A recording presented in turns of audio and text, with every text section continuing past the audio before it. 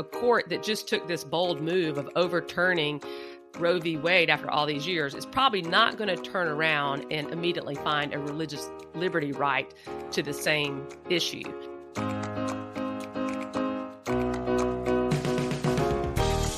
Welcome to Respecting Religion, a BJC podcast series where we look at religion, the law, and what's at stake for faith freedom today. I'm Amanda Tyler, Executive Director of BJC. And I'm General Counsel Holly Holman. Today we'll discuss the aftermath of the Supreme Court's decision in Dobbs versus Jackson Women's Health Organization, the decision from last term that overruled Roe versus Wade and Planned Parenthood versus Casey and did away with the federal constitutional right to abortion.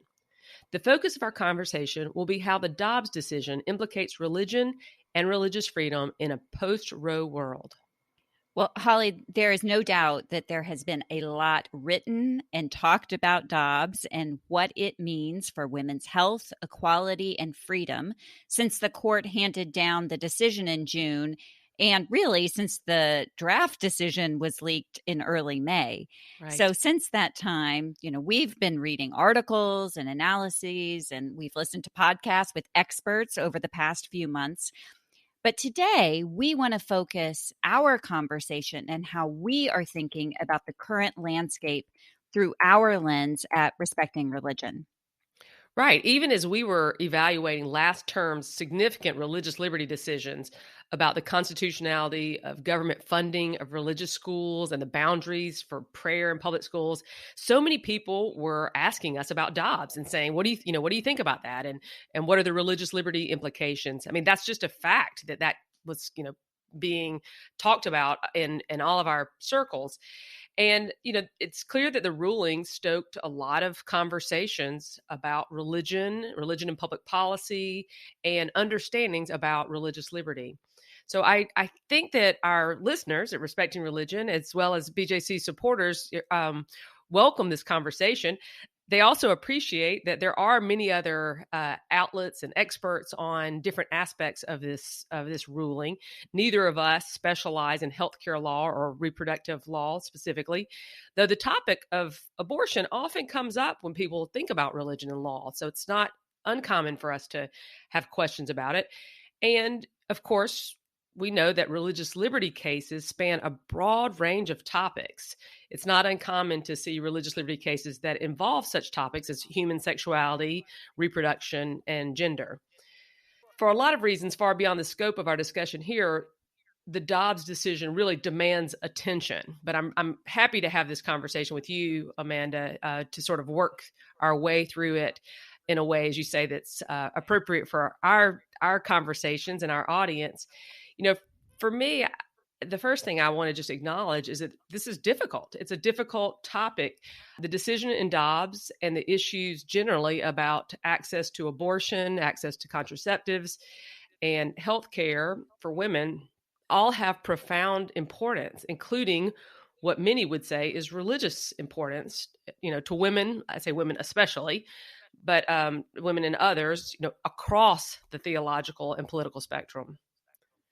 I think it's really important, Holly, that we acknowledge that at the outset, how personal of a topic this is, how, as we were preparing to have this conversation, how painful a topic this can be, and that it has real, lasting, and potentially devastating impacts on people's lives. For me, the realization that a right that I have had as a woman my entire life, I was born 5 years after Roe, and that right, whether I've needed to exercise that right or not, is gone with the decision by 5 non-elected justices. And that realization is devastating on its own for me. We recognize that people have deep and strongly held opinions on all sides of this decision and this issue. And our goal at Respecting Religion is to approach this difficult conversation respectfully and give it the time and treatment it deserves. Important to our respectful conversation is to point out that religion and religious liberty are not the same thing. The challenges in defining these terms add complexity to any discussion about abortion and religious liberty. Put another way, just because someone has a religious belief, whether that be a belief about protecting an unborn child or a belief about protecting women in their reproductive decisions, that belief alone does not mean that they will have the basis for a successful religious liberty claim. Yes, and we know that abortion is often intertwined with religion and religious thinking. So I think we want to first begin with some commentary on how religion may have influenced the Dobbs decision in particular, and how religion is continuing to influence developments about access to abortion. And then we can outline the religious liberty argument some are making for abortion access, both as a matter of free exercise of religion and no establishment of religion by the government. So, starting first with the Dobbs decision itself, I think it's important to note that Justice Alito, in writing his majority opinion, not only doesn't reference religion or religious belief, but he studiously avoids referencing religion. But that wasn't far from many people's minds. The decision itself was decided on the basis of repudiating the reasoning of Roe, an opinion that the majority termed as, quote, egregiously wrong in finding a constitutional right for what the majority called abortion as a, quote, a profound moral issue. So the majority used the word moral in place of, I think, what many would think of as a religious point of view. Well, we know that many briefs were filed on both sides of the case that probably brought some that were at least filed by religious actors. And so, it's part of the background, although of course was not the main basis of the arguments. And while the word religion isn't in the decision explicitly, and we know the word religion is explicitly in the First Amendment, so cases dealing more clearly with religious rights, would have the word religion in them. We recall how it came up at oral arguments as the attorney for the state of Mississippi asserted the state's interest in its law, the law that was being challenged because it severely limited abortion. There was a short colloquy where Justice Sotomayor asked plainly, quote, "How is your interest anything but a religious view? The issue of when life begins has been hotly debated by philosophers since the beginning of time. It's still debated in religions," close quote, she said. And I remember we took note of that, Amanda, as we were listening to the arguments, because it gets to this very difficult issue.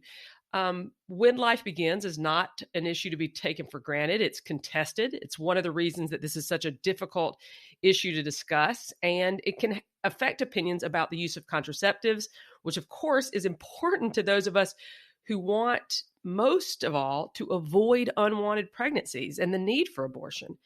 And it's not, of course, the only question when life begins. It's not the only moral, ethical, or religious issue. It's not. And yet, in Justice Alito's opinion, he both begins and ends his opinion by pointing out the profound moral issue. So that topic was very much the proverbial elephant in the room, both at the argument and in the opinion itself. And then we saw that feeling of religion driving this case being reflected in a number of articles, including in one that caught both of our attention, Holly, from July, written by Linda Greenhouse, who is the Pulitzer Prize winning reporter for the Supreme Court for the New York Times. She wrote a piece titled provocatively, "Religious Doctrine, Not the Constitution, Drove the Dobbs Decision." So she wasn't buying this moral issue statement that Justice Alito was making in his opinion. Yeah, that was a striking piece. I remember exactly how it started, because she tracks all the Supreme Court opinions and has written about them for so many years. And she has her different topics, which makes sense to any good lawyer. We've got our segmented way of thinking about the cases. And abortion would be a category of cases. But as she looked at this case, she said it didn't fit there.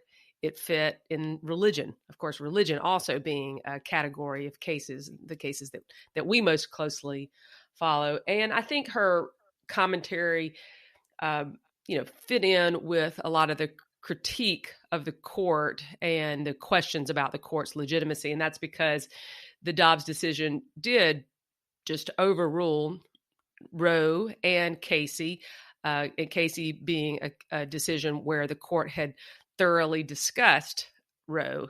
So issues of the court's change in personnel, the way it treated past law, and the way it engaged or didn't engage with certain arguments have been part of this discussion about the court's legitimacy. And I think those who question it then might say, okay, then what is driving the court's decision? And so journalist Linda Greenhouse puts out there what she thinks it is. And in our system, Holly, where we value religious freedom, we expect our governmental institutions to be free of religious bias, that they are ruling based on the Constitution and not on their own religious views. And so for those who view this decision as being primarily driven by a religious perspective, it's extremely troubling for religious freedom. We know that is a debated point, right? That not everyone views this case as being primarily driven by religion. But regardless of what did lead to this decision, we want to spend the rest of our time here today, Holly, talking about what does this post-Roe world look like? Now that we have the Dobbs decision, we no longer have Roe v. Wade and the protections that and the rights that it conferred for the last 50 years. What now is the role of religion in the ongoing debates as the issues shift to other legal avenues and primarily to legislation and then legal challenges at the state level? Yeah, things are changing very rapidly, and to keep up, you'd really have to look at some of these resources that provide state by state analysis of current law, and many of these are changing. I think what we want to do is look at how religion is playing into those debates, what's happening in the states, and then we'll talk more explicitly about what claims of religious freedom in the abortion context look like.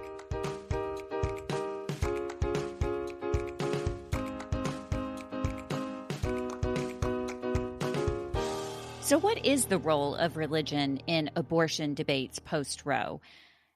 First, this should not be surprising that there is a wide diversity of religious views on all kinds of things, including on abortion. I think that one thing that we will see in a post-Roe world is more religious voices and more varied religious voices and positions on this contentious and deeply personal issue. There is not one religious position on abortion. I don't think that can be emphasized strongly enough, because sometimes we see in popular conversation around this issue, religion versus women's rights. That's reductive. That's not accurate. And so we think it's important to underscore that point. There's an excellent article that we can recommend from Religion News Service, an opinion piece written by Samira Mehta, a scholar of gender and religion. And it's a very thoughtful piece that includes a variety of religious views on abortion. First, she talks about the tremendous interfaith diversity on the issue of abortion. And she's talking not only about Christian and Jewish and Muslim beliefs, but also Hindu and Buddhist beliefs. She talks about the concept of ensoulment and how different religious traditions approach that question. And I think it's an extremely educational article on religious literacy from that basis alone. I agree, Amanda. There are going to be more conversations in general, right? People are going to be concerned about how the Dobbs decision affects their own medical care. And I think that we have to talk more about this in our, I guess, among each other and with our lawmakers and with our families. And I think that will lead to people exploring what role religion has. And so I think that to the extent that people really want to understand that and have more productive conversations, this article is really helpful just to make sure that you can enter a conversation with someone, and all the religious thinking that someone might bring to the conversation, and kind of have an understanding of that. Yeah, and I think you're right, Holly. When individuals bring their advocacy to the public square, we can see that tremendous diversity, not just between different faiths, but even between within the same faith tradition. For Catholics, for instance, I think it's pretty well documented what the Catholic position on abortion and when life begins is, and that is the position of the Catholic Church. But it may surprise some people to learn, as in this article, that 56% of U.S. Catholics believe abortion should be legal in all or most circumstances, whether or not they believe that they would ever seek one. And so pointing out the difference between the official church position and the position of the people in the pews or those who claim a Catholic identity also adds complexity and nuance to the conversation. Well, and we bring that up because it's not helpful in conversation when people just say shut down religion. Obviously, some people are angry, angry about this decision, and maybe angry about religious voices that they feel like are interfering with their private choices. And so I think it can only help our getting along with our neighbors, having more productive conversations, to have a better informed conversation about the different perspectives that people bring to it. Yeah. And, even within the Christian tradition, of course, there's enormous diversity among Christians. We have Catholics and Protestants, but even among Protestant traditions, we have so many different denominations and perspectives on things. Even within the Baptist tradition, Holly, we have enormous diversity. And there's another great article that recently came out from Texas Monthly that talks about a new movement in Texas called Just Congregations. And these are mostly Protestant congregations, although there are other religious views represented, who are taking a more public position on reproductive justice and rights issues.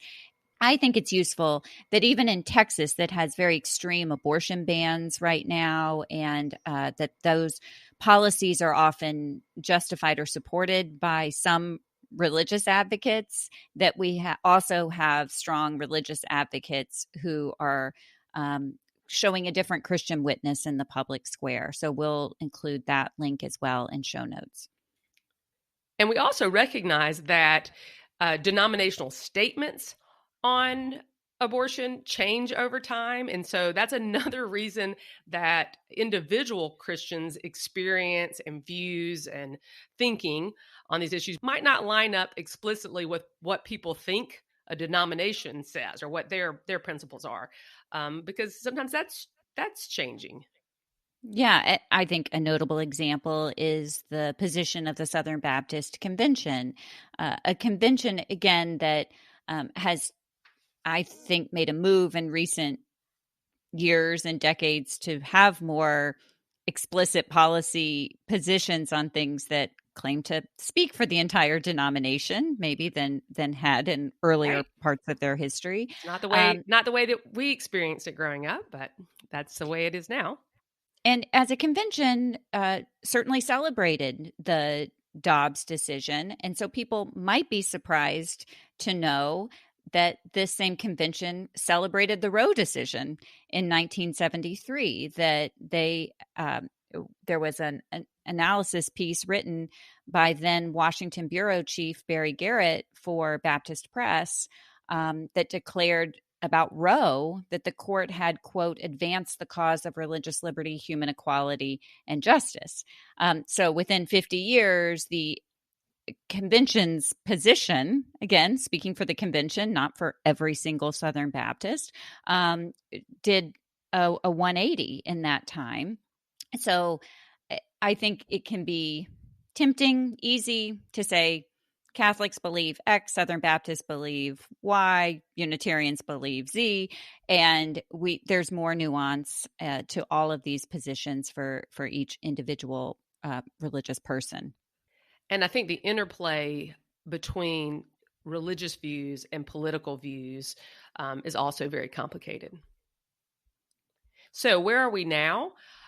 Religion is clearly relevant to this conversation, and the American landscape of religion is complex, as well as the American landscape of religious liberty.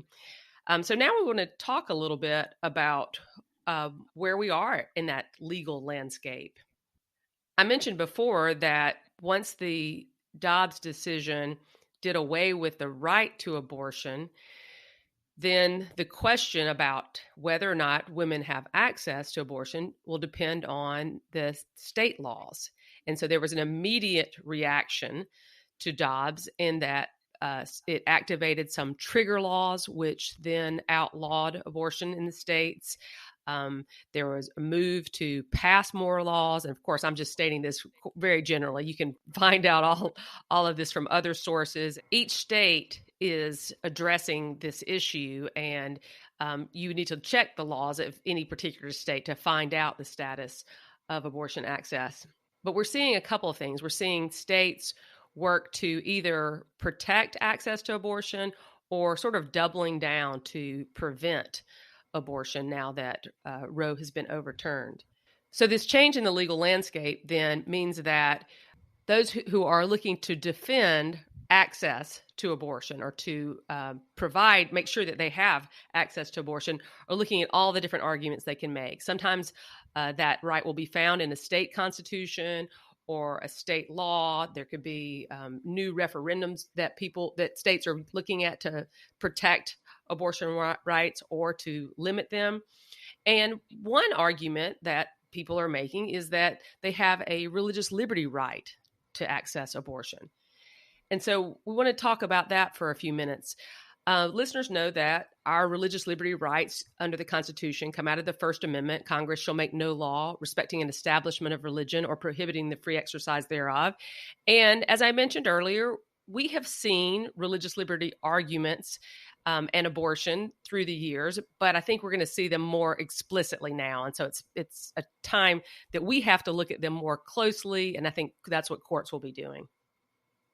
And here we do want to commend a couple of articles written by Kelsey Dallas of Deseret News, who has been doing a great job covering this issue. She wrote a piece about free exercise claims and then also a piece about no establishment concerns when it comes to abortion bans and other restrictions on abortion access.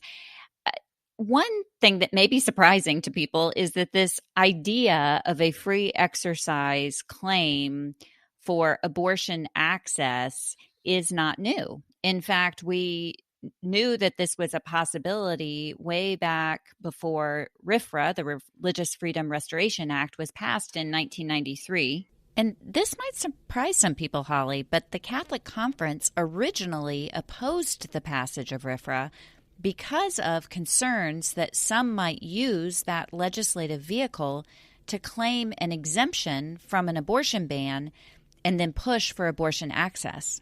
Yeah, I think we should frame it this way. What is a religious claim to abortion? I think there are a few ways to look at this, broadly speaking. Number one, in some religious traditions, abortion is outlined as compelled in certain circumstances, particularly in the life of the mother. And that is definitely something that's true in some Jewish traditions, and I've long heard that and known that as part of religious liberty debates. Secondly, religion is a strong motivation for people in making decisions about their reproductive life, about abortion access. And that makes sense given that these are decisions about the size of their family, how they could take care of their children. So there's that claim of access to abortion because you have that religious motivation. And then others would argue that it's so personal and private that it's in sort of this realm of conscience that the state has no interest in involving itself. So these ideas that would form the basis of a religious liberty claim for abortion were debated in the early 90s as Congress was acting to advance a federal statute to protect religious freedom. This was a big part of the debate. And at the time, Roe v. Wade, of course, was the law of the land. So for these to even get attention, people had to think, okay, well, first of all, there'd have to not be a constitutional right to abortion. Then it would mean that someone would make these claims for abortion and that somehow the federal statute could be used to advance abortion. And that, of course, was against the Catholic Conference's advocacy to stop all abortions. Yeah, and in the early 1990s, you had to go through a lot of steps to get there. You don't have to go through all those steps in a post-Roe world. And so now we are seeing a movement with some of these new abortion bans to say that the protections of RFRA wouldn't apply. We've seen bills in Oklahoma, for instance, that would have a carve out that says that RFRA claims would not apply to the abortion ban. So that movement shows that there is some sense of concern about viability of these claims for a religious exemption. So as the fight for access to abortion moves to the states, we will see lots of different arguments being made, including these free exercise arguments that we've just noted have been around a long time, but now they'll have more urgency, and I think there'll be more attention given to them. Arguments about abortion being compelled in certain circumstances, or the religious motivations for women who are seeking abortions, which brings us to kind of the question of what is a free exercise claim. It generally is a claim to exercise one's religion that is being prevented or regulated by some kind of government act that burdens that religious exercise. And whether or not the state can do that, whether they can burden that religious practice or that activity, that action that is motivated by religion, really depends on what law is being applied and what the standards are. And that means state constitutional law, state statutory law, in some cases, state religious freedom laws. And in those articles, Amanda, that you mentioned, Kelsey Dallas asked, what is the likelihood that these claims could be successful before this court? And the short answer is the legal experts are not overly optimistic about the success of these arguments, even when you have that very strong protection for free exercise with the RFRA standard that you just went through, Holly, because it is interesting to me that in most of the states, many of the states that have the most restrictions on abortion, many of them also have state RFRAs. So they would have this strong statutory protection for religious rights. Doug Laycock, who is one of the leading scholars on religious liberty law, told Kelsey Dallas that he was not optimistic about these religious claims for abortion access. He said, it is not enough that your religion permits abortion. It has to be the reason, or at least one main reason for the abortion. And he said he didn't know of any religion that teaches that as a general matter. He also did a reality check on this Supreme Court. You might win in a lower court, but if it gets all the way up to the Supreme Court, his statement was that these justices, care about abortion a lot more than they care about religious liberty for religious views they disagree with. That's the realist answer, he said. So, I think that it's important not to, you can bring a claim, but we aren't seeing, when we look at this court, even a court that has been very expansive in their views of religious free exercise claims, that when it comes into conflict with abortion laws, we don't sense a real high likelihood of success. Well, speaking of this court, too, I think they've been open to religious claims that, of course, are not so clearly articulated or compelled by a religious tradition, but that motivate people for their actions that come into conflict with the law. So I think Professor Laycock's view makes sense, but I also think it's worth considering whether that view is exactly in keeping with some of what the court has done. In some cases, this court has appeared very deferential to claims of sincere beliefs and substantial burdens. And that's with regard to things like how wedding vendors sell goods and services in the commercial marketplace, or how social service providers comply with government contracts. So I think it's a murky issue, and interesting, though, to look ahead and think what this court would do. I think the easiest way to think about it is just that a court that just took this bold move of overturning Roe v. Wade after all these years is probably not going to turn around and immediately find a religious liberty right to the same issue. The standard that I was talking about in the state RFRA context is one that asks whether there's a substantial burden on religion and then weighs that against the state's asserted compelling interest and whether that state interest has been narrowly tailored to achieve the state's interest. Okay, so while this court is likely to find that protecting unborn life is a compelling interest, the analysis and outcome should depend on the precise facts of the case and the particular claim being made and proper application of the relevant state legal provision. And it should be noted, of course, that we are in the very early stages of the post-Roe world. And so we are offering this commentary and our thinking right now as we look out at the landscape. That's right. There's a lot to develop here.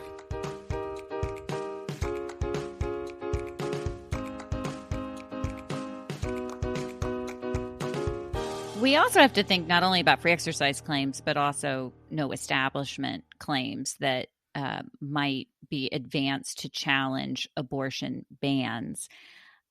Just the basic principle of no establishment is that we, under the U.S. Constitution, protect religious freedom by the government staying neutral when it comes to religion, neither advancing nor inhibiting religion.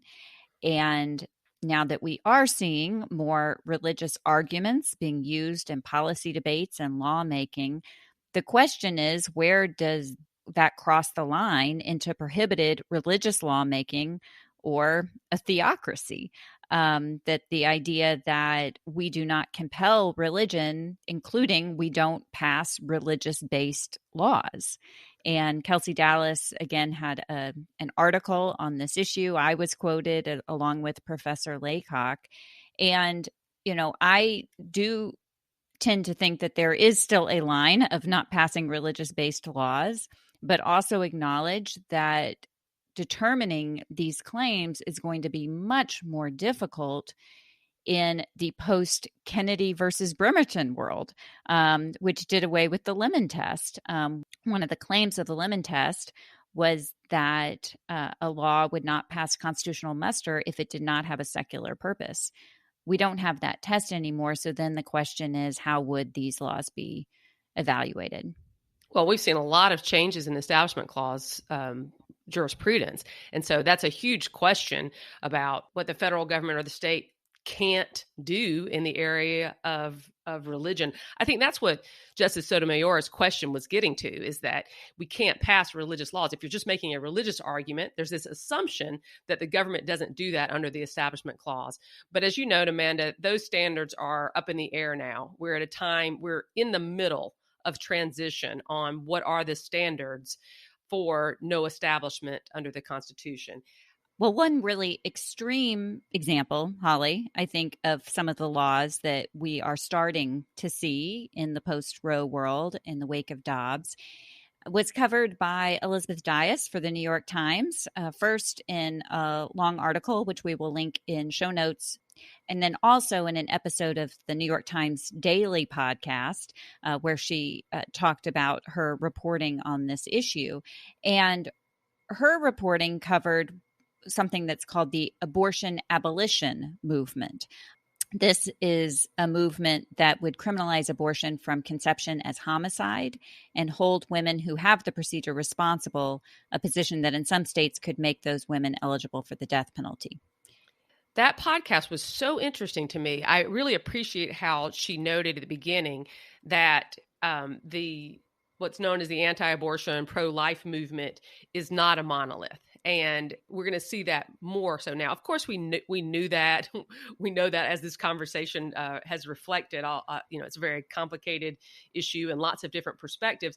But she was pointing out that now we're more likely to understand and see the extreme parts of that movement, that they are sort of gaining in their clarity and their movement, because they can now, because abortion is not a constitutionally protected right.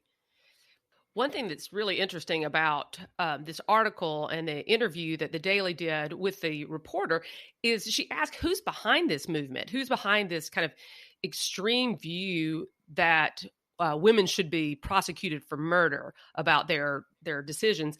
And she spotlights this guy named Jeff Durbin I think he's in Phoenix, and he's behind the movement for this laws. He's like a former martial arts champ who then became a drug addict and fortunately was able to get out of drugs and gives God the glory for that he turned his life over to Christ, which is always an inspiring story, right? To see someone come out of such devastation. But then he used that to start this church, and it seems like he was mostly motivated by this anti-abortion belief. It reminded me how diverse religion is and how most people that I know of that try to lead a Christian life have to struggle with the Bible and all that it says, struggle with what it means to be a follower of Jesus and all of the mystery about the Holy Spirit and God and how that works in the world over time through the centuries and different contexts. And it also made me think how glad I am to live in America and to have a strong First Amendment where we don't have a government that is given religious authority over us. Right. And religious freedom allows Jeff Durbin to have his church and have people freely go to his church. Religious freedom also means that we don't all have to live in Jeff Durbin's America.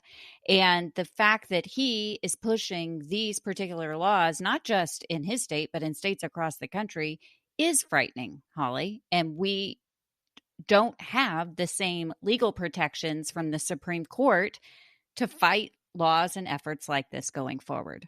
That's concerning. It is concerning. And the one bright light I can find from this article. Tell me, Holly. Is that maybe it will force more people into honest conversations about what we believe about this very difficult issue and who is responsible for making those decisions.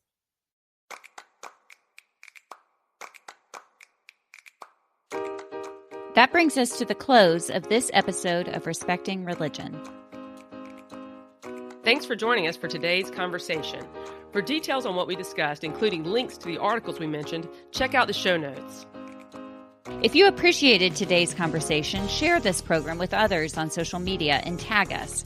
We're on Twitter and Instagram at BJC on the Hill, and you can follow me on Twitter at Amanda Tyler BJC. Plus, you can email both of us by writing to respectingreligion@bjconline.org, and you can see a full list of shows on our website at bjconline.org/respectingreligion. And take a moment to find out more about BJC and how we've been working for faith freedom for all since 1936. Visit our website for a look at what we do and some of our latest projects. Join us back here on Thursdays for new conversations respecting religion.